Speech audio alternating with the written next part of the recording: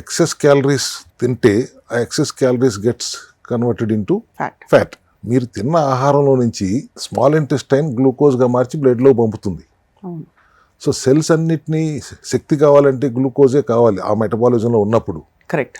So ఆ గ్లూకోజ్ని ప్యాంక్రియాస్లో beta cells insulin అనే mother ఫ్యాట్ని తయారు చేసి ఈ గ్లూకోజ్ని సెల్స్లోకి పంపించే ఏర్పాటు జరుగుతుంది. మెకానిజం అది. సెల్స్ నిండిపోయిన తర్వాత లివర్ దాన్ని ఫ్యాట్గా మారుస్తుంది. ఫ్యాట్ అంటే ట్రైగ్లిజరైడ్స్గా మారుతుంది. 50 రూపాయల నోటు కాదు, 500 రూపాయల నోటుగా for example. So that more fat can be converted, more glucose can be converted. Adipose tissues, fat cells అంటాం, అటు నిండా నింపుతుంది లివర్. ఆ నింపే క్రమంలోనే బరువు పెరుగుతున్నారు. Because your excess calories are getting converted into triglycerides. ఆ ట్రైగ్లిజరైడ్స్ పెరుగుతున్న కొద్దీ, ఈ ఫ్యాట్ సంచులన్నీ పెరుగుతున్న కొద్దీ బరువు పెరుగుతున్నారు. అవును. మగవాళ్ళలో పొట్ట భాగంలో ఎక్కువ ఉంటుంది, ఆడవాళ్ళలో పొట్ట, సీటు, థైస్ అన్నిట్లోనూ ఉంటాయి కాబట్టి